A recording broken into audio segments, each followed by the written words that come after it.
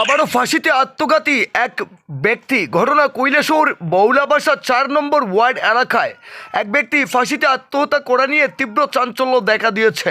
জানা যায় যে আত্মঘাতী হওয়া ওই ব্যক্তির নাম দুলাল দাস, যার বয়স আনুমানিক 53 বছর। তিনি বৌলাবাসা 4 নম্বর ওয়ার্ড এলাকার রসমতী দাস নামে এক মহিলার বাড়িতে ভাড়া থাকতেন বেশ কিছুদিন ধরে।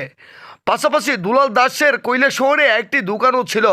আজ সকালবেলা স্থানীয়রা রসমতী দাসের বাড়িতে থাকা একটি আম গাছের মধ্যে দুলাল দাসের ঝুলন্ত মৃতদেহ দেখতে পেয়ে স্থানীয়রা প্রথমে রসমতী দাসকে ডাকাডাকি করলে তিনি ঘর থেকে বের হন। এরপর তিনি দেখতে পান আম গাছের মধ্যে ঝুলন্ত অবস্থায় রয়েছে দুলাল দাস।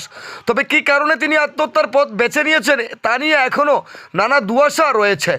সঙ্গে সঙ্গে খবর দেওয়া হয় কৈলাসহর থানায়। ঘটনাস্থলে ছুটে যান কৈলাসহর থানার পুলিশ এবং টিএসআর বাহিনী। গিয়ে মৃতদেহ উদ্ধার করে ময়নাতদন্তের জন্য পাঠানো হয়েছে। পাশাপাশি উনার মৃতদেহ ঊনকোটি জেলা হাসপাতালে রয়েছে বর্তমানে।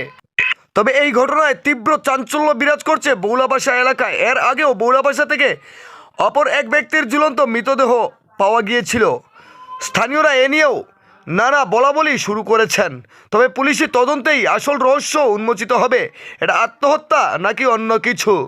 কৈলাসহর থেকে শুভঙ্কর দাসের রিপোর্ট, লাল শক্তি নিউজ। কি হয়েছে কোন তো আজকে তো আমি সকালে আমি ঘুমিয়ে আসলাম, ঘুম থেকে ওই দিকে তারা দুইজনে ডাক্তার তুলছে, জেঠিমনি ডাকে আর প্রতিবেশী জেঠিমনি ডাকে, তারা দুজনে তার স্বামী স্ত্রী দুইজনে আমার ডাক্তার তুলছে। কি হয়েছে, গেট খুলতে চাইছি না, গেট খুলে না ওইদিকে চাই। আমি ওইদিকে ছায়া দেখেই তো আমার শরীর কাঁপতেছে। তার নামটা কি আসলো? কার নাম? পাশেতে যে ঝুলছে তাদের নাম দুলাল দাস। কি করতো তাই না? তো বিলের দোকান। এখানে কি আপনার বাসাতে থাকতো না ভাড়া? আপনার ঘরে ভাড়া থাকতো? এই তো আমার ওই ঘরে ভাড়া আসলো।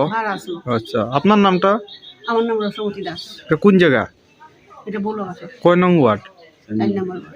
কি কারণে এমন করছে কিছু জানেন না? না, এটা কিছু জানি না। আচ্ছা, তাহলে কি ড্রিঙ্কিং করতো বা এমন কিছু? এটা তো আমি বলতে পারি না, তাদের ঘরে তো তাই কি করে এটা আমি বলতে পারি না। একাই থাকতো ভাড়া? একাই থাকতো, মাঝে মাঝে তাই আত্মীয় স্বজন আসতো।